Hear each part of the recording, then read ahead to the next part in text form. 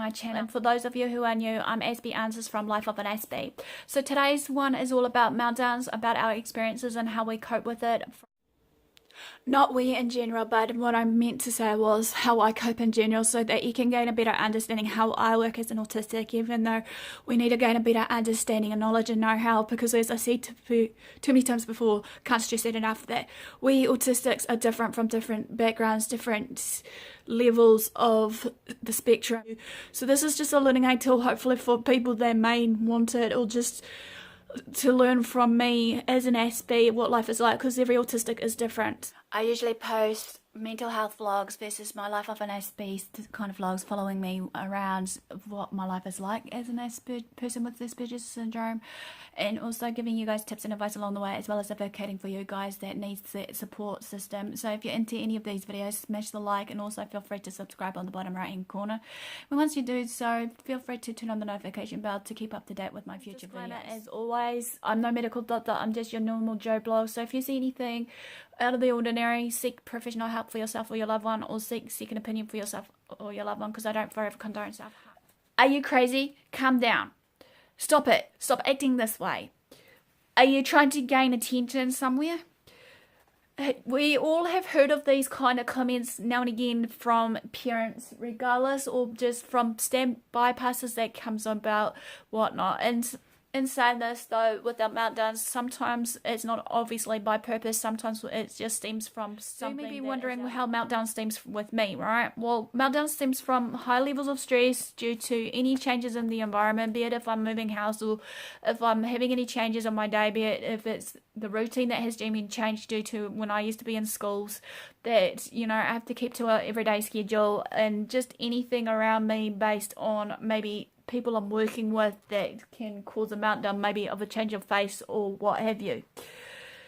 Sometimes this is also stems from a death of a family member, or even just, as I said, sitting an exam and it's due in due time of an assignment, of a deadline and whatnot. This also comes from a standpoint of, obviously, also when I'm socializing with people, and sometimes I may look standoffish before my meltdown comes. I may look odd, I may start my little humming and whatnot when it comes too much for me, so to speak. And when it comes down to it, I have talked a little bit about my social level energy tank when it came down to socializing with others, which I'll hopefully list some of these bits and pieces in the description below while I'm doing this for you guys today.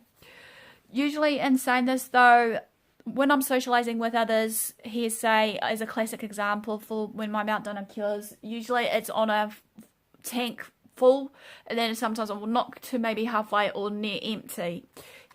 And I was saying this, sometimes, like when it comes down to it, also when I'm in a different environment, as I said, be it in a school, office, or wherever I may be, that can tip me on the iceberg. Sometimes I'm likely to either tell someone, basically, or let someone know about, basically, I need a break from it, and just have a go at, just have a quiet meltdown somewhere in a corner, or somewhere not within reach of someone's private eye, you could say. People may think that I'm being rude if it gets way too overwhelming, and I tend to forget maybe to ask to be excused or whatever from what I'm doing, but please bear with me when it does occur.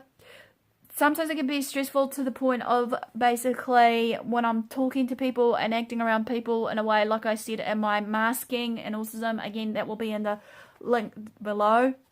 I have a tendency to say something wrong maybe to people, and people will look at me kind of oddly, you know, and I'm likely just to hide away and try to suppress my feelings as much as possible in regards of this. As I said, before a meltdown may occur, the feelings I feel are so real, like the whole world is crashing down on me.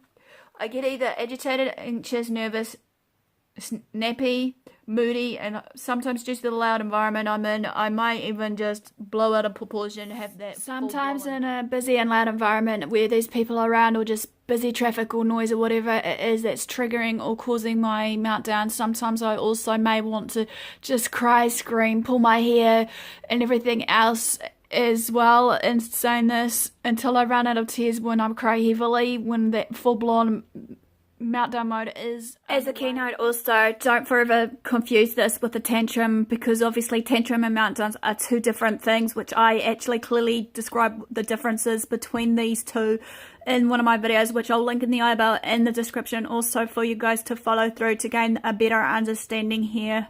And I have also mentioned that I go into many stages and phases of the meltdown, which will be in the description as well as in the eyeball. I also either want to snap at someone, scream, but not on purpose or intentionally for the sake of what's going on, or maybe lash out onto a nearest object, regardless what it may be. It can be upsetting for others, yes, and frustrating for others that just maybe misunderstand me or just doesn't understand what the hell is going on without that communication line of what is going on.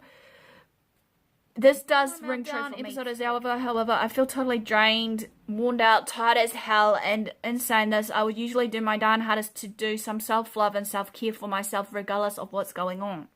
With no distractions, be it no cell phones, be it no computers, be it whatever it may be. I may do something that I like to do to just avoid any distractions if a meltdown just steams up again, be it if it's something that I feel comfortable in, be it my blogging, be it my vlogging, be it baking, that works. In saying this though, I would like to try and be free from the noise that may have stemmed off it, hearsay, of my meltdown. Sometimes I try my very darn hardest also to look for fun, you know, hopefully reach out to others around me based on, you know, everyone around me. We need to remember though, sometimes when it comes down to meltdowns, you know, for us autistics or anyone in general that has these meltdowns, it can be on the onset of when we hit our puberty years, I believe. When it comes down to the transitioning from, you know, young child to mid-teen. I want to give you a film of advice from a friendly Aspie, hopefully if I've got time, is keeping calm and just making sure my batteries are on charged. If it's not, you know, I need to be well looked after, be it on my own accord or with people around me that may know me. For anyone who's with me or an autistic that has meltdowns, be patient as it can. Be hard to see the one you love and care about going through it. Just wave it out with the storm. It will eventually pass. Don't forever yell at us when a meltdown does occur.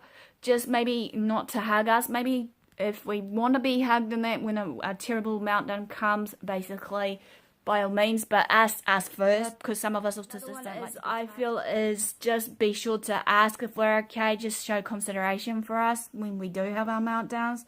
But don't forever maybe assume that just because we're having a meltdown. I'm having my meltdown stage and it's getting too overwhelming, stressful for me when that meltdown mode is up, you know, don't forever give me a time limit on certain tasks and schedules that I need to do, basically, because that will make me forever more stressful, and that I'll end up in a quiet room that I can just bellow out and calm down in my own time and no rushing into based on my meltdown, regardless how high or low my meltdown is of that stage. When I am in that mode, just to don't distract me. Rush is the crucial thing here, as I say, because obviously it can really just make the person more anxious, stressful, and all those other negative feelings that they may feel upon. Don't forever yell at me or anyone that is autistic or anyone for that matter that is having their meltdown, because obviously, again, same scenario, it will cause more stress, more anxiety onto that person, regardless what it may be. So therefore, again, this is crucial, just by being patient and wait it out, so that hopefully in time when they're ready to come out of their shell, or whether they are trying to mellow out and calm down in that situation or environment, or wherever they may be at that time, that they'll be able to trust you again, to be more understanding and empathetic about it too, in the way of hopefully that they can have a bit of peace. And before I end this today, I want to ask any autistics or anyone that does suffer from meltdowns, what is your, you know, triggers and causes, and what do you guys do about this in a way of coping mechanisms or some form of coping tools that you do? Just as a heads up before I close this today, and I'm saying this also just as a heads up, if you're new to my channel and all that and you want to join me on the bandwagon, feel free to subscribe on my channel, and if you do, turn on the notification bell on the bottom right hand corner so you can keep up to date for future videos. And saying this also, I have been trying to look into funding for continuing on what I'm doing for advocacy versus doing my projects of the Kofi page that maybe you've seen floating about, may not, but I'll link it in the description as well, so that if anyone's interested, you can feel free to donate. And also further ado, guys, thanks for support, thanks for watching. Do what you love what you do. Don't forget to follow me on my social medias. Feel free to share these videos around so we can create a better understanding and whatnot for this video series that I'm doing, or whatever it may be that's on your heart to share.